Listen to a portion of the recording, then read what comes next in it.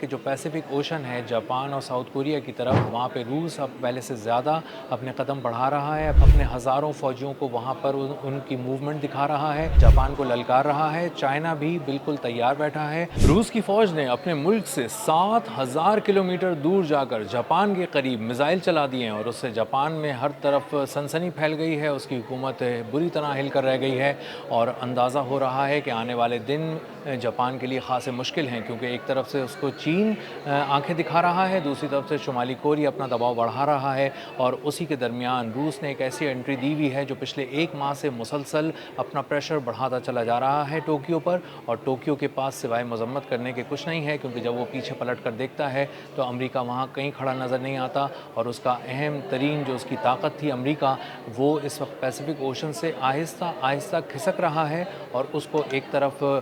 اپنی تمام طاقت جھونکنی پڑ رہی ہے مشرق وسطیٰ کی طرف، اور دوسری طرف ڈونلڈ ٹرمپ کو کم جونگ ان بہت زیادہ پسند آنا شروع ہو گئے ہیں، اور اس سب صورتحال نے جاپان اور ساؤتھ کوریا کا سانس خشک کر دیا ہے۔ میرا نام اظہر علی خان ہے، اور آپ دیکھ رہے ہیں آج کی بات۔ کورل آئلینڈز کا میں نے ذکر کیا تھا کچھ دن پہلے۔ یہ ایک ایسے جزائر کا سلسلہ ہے جو جاپان سے صرف 1,500 کلومیٹر دور ہے، اور روس سے 7,000 کلومیٹر دور ہے، لیکن روس نے مسلسل اس پر اپنی نظر رکھی ہوئی ہے۔ اس زمین کو جاپان اپنی زمین کہتا ہے، ان آئلینڈز کو اپنی آئلینڈ کہتا ہے، اور ان جزائر کو متنازع کہتا ہے، اور اسی لیے وہ روس کو بار بار روکنے کی کوشش کرتا ہے کہ یہاں مت آنا، یہ میرے جزائر ہیں۔ لیکن روس نے اس بات کو طے کر لیا ہے کہ وہ اب جاپان کو مسلسل چیلنج کرتا رہے گا، اور دیکھے گا کہ جاپان میں کتنی ہمت ہے، اس میں کتنی ایسی ملٹری پاور ہے کہ وہ آ کے روس کے سامنے کھڑا ہو سکے، اور اگر اس کو بلانا ہے تو وہ امریکہ کو بلا بھی لے اپنی مدد کے لیے، اور دیکھتے ہیں کہ امریکہ اور جاپان مل کر روس کو للکار سکتے ہیں یا نہیں۔ اور اسی لیے روس کی فوج نے ایک بہت ہی زبردست قسم کے میزائل کا تجربہ کیا ہے، بہت سارے میزائل فائر کیے ہیں، ایک پوری سیمولیشن بنائی ہے، اور یہ دکھایا ہے کہ 300 کلومیٹر دور جا کے اہداف کس طرح نشانہ لگاتے ہیں، اور ٹھیک درستی کے ساتھ ان میزائل نے نشانہ لگایا، اور بیسٹیون میزائل سسٹم کے ذریعے جو فائر کیے گئے تھے میزائل، انہوں نے ٹھیک اپنے ہدف کو نشانہ بنا کر تباہ کر دیا۔ یہ ایک ایسے موقع پر کیا گیا ہے جب ریسنٹلی ان کی ڈرلز ختم ہوئی ہیں رشین فوج کی، اور اس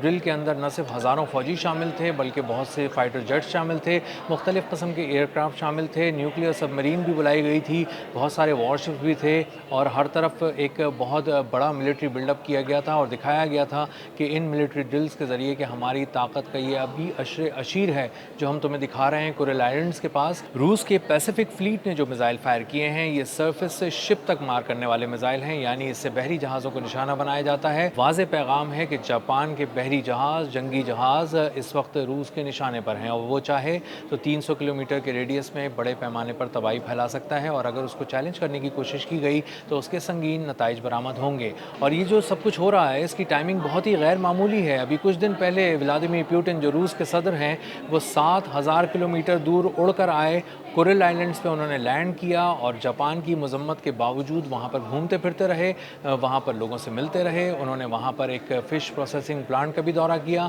اور اس کے بعد انہوں نے مچھلی کے انڈے بھی چکھے، اور اس کے بعد انہوں نے دنیا کو پیغام دیا کہ میں یہاں آزادانہ طور پر گھوم پھر رہا ہوں، آیا ہوں، جب چاہوں یہاں پہ لینڈ کر سکتا ہوں، جب چاہوں لوگوں سے مل سکتا ہوں، آزادانہ طور پہ گھوم پھر رہا ہوں، اگر روک سکتے ہو تو روک کر دکھا دو۔ جاپان اس ساری صورتحال میں خود کو بے بس محسوس کر رہا ہے، اور صرف مذمتیں ہی کر رہا ہے، جس کو ماسکو ایک ہی پھونک مار کر اڑا دیتا ہے، اور اس کی کسی بات پر کان نہیں دھرتا۔ اور یہ صورتحال جب ہوئی ہے جب پیسیفک اوشن سے ایک انتہائی اہم ترین ایئر کرافٹ کیریئر امریکہ کو نکال کر مشرق وسطیٰ لے جانا پڑا، اور U S S Abraham Lincoln کو وہاں سے نکال کر انہوں نے امریکہ واپس بھیجا ہے، جو تقریباً 270 سے زیادہ دن تک سمندر میں موجود رہا۔ یہ سب کچھ ایک ایسے وقت میں ہو رہا ہے جب جاپان امریکہ کی مدد کے ساتھ یہاں پر اپنا زور دکھانا چاہتا ہے، اس کے ساتھ جوائنٹ ملٹری ڈرلز بھی کر چکا ہے گزشتہ ماہ، لیکن اس کے بعد امریکہ اچانک اپنے تیور بدلتا نظر آ رہا ہے، اور اس کا موڈ بدلتا نظر آ رہا ہے، اور اس نے اپنا ایک انتہائی اہم ترین aircraft carrier George Washington, جو اصل میں جاپان کے پانیوں کے قریب رکھا ہوا تھا، پیسیفک اوشن میں رکھا ہوا تھا، تاکہ کسی طرح سے کسی تھریٹ کو نیوٹرلائز کیا جا سکے، بیلنس کیا جا سکے ملٹری پاور کو،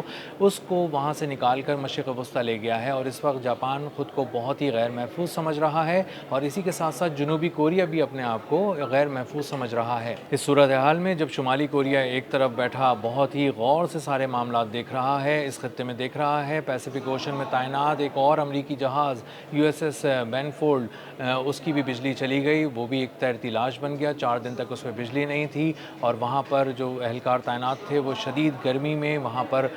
بیٹھے رہے، بہت زیادہ مشکلات کا شکار رہے۔ 4 دن تک ان کو خوراک اور دیگر جو ان کی ضرورت کا سامان تھا وہ سمندر میں مہیا کیا جاتا رہا، لیکن USS بینفورڈ کو ٹو کر کے لے جانے والا کوئی نہیں تھا۔ 4 روز کے بعد ایک جہاز آیا اور اس کے بعد اس کو لے جا کر اس نے فلپین تک ٹو کیا اور فلپین میں جا کے اب اس کی مرمت کی جا رہی ہے۔ تو امریکہ کی آپریشنل ریڈینس کا عالم یہ ہے کہ اس کے جہاز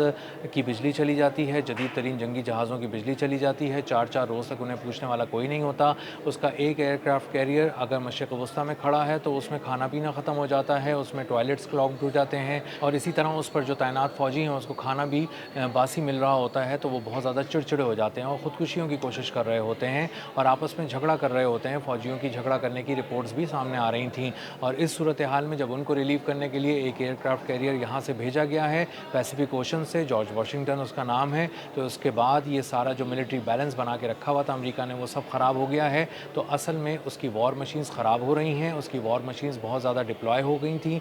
بہت زیادہ اوور ڈپلائمنٹ کی وجہ سے ان میں مسائل آنا شروع ہو گئے ہیں۔ امریکہ کے پاس بجٹ کی بھی بہت زیادہ کمی ہے، جس کی وجہ سے وہ ساؤتھ کوریا کے ساتھ اپنی ملٹری ڈرلز کو بھی آہستہ آہستہ سمیٹ کر اس نے ختم کرنے کی کوشش کی اور اس سے جنوبی کوریا کو ایک بہت ہی زوردار دھچکا لگا اور شمالی کوریا جس نے ایک میزائل فائر کر کے یہ پیغام دیا تھا کہ وہ بالکل ان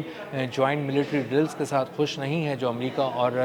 جنوبی کوریا کے فوجی ایک ساتھ کر رہے ہیں، اور اس کے بعد اچانک ان ڈرلز کو سمیٹ دینے کا مطلب یہ ہے کہ امریکہ شمالی کوریا سے ڈر رہا ہے اور اسی لیے ڈونلڈ ٹرمپ کو یہ پیغام دینا پڑا کہ کم جونگ ان کے ساتھ ان کے تعلقات بہت اچھے ہیں اور وہ اب کوئی نیا تنازع کھڑا نہیں کرنا چاہتے۔ تو اس کا مطلب یہ ہے کہ جو پیسیفک اوشن ہے جاپان اور ساؤتھ کوریا کی طرف، اس کا اب ملٹری جو ایک توازن ہے وہ بگڑ رہا ہے۔ وہاں پہ روس اب پہلے سے زیادہ اپنے قدم بڑھا رہا ہے، اپنی ایکٹیویٹیز بڑھا رہا ہے اور پہلے جو وہ چیزیں مہینوں میں کرتا تھا اب ہفتوں کے اندر کئی چیزیں کر رہا ہے، کئی ایکٹیویٹیز کر رہا ہے، اپنے ہزاروں فوجیوں کو وہاں پر ان کی موومنٹ دکھا رہا ہے، میزائل فائر کر رہا ہے اور 300 کلومیٹر دور بحری جہازوں کو تباہ کرنے کی سیمولیشن جاری کر رہا ہے، جس کا صاف مطلب یہ ہے کہ وہ جاپان کو للکار رہا ہے۔ چائنا بھی بالکل تیار بیٹھا ہے اور اگر کسی طرح کی کوئی ایسی ایکٹیویٹی ہوتی ہے تائیوان کے معاملے پر تو امریکہ کو وہاں انگیج کرنے کی کوشش کی جائے گی۔ تو آنے والے دن جاپان کے اور روس کی جنگ کے حوالے سے بھی بہت اہم ہو سکتے ہیں۔ یہ تنازع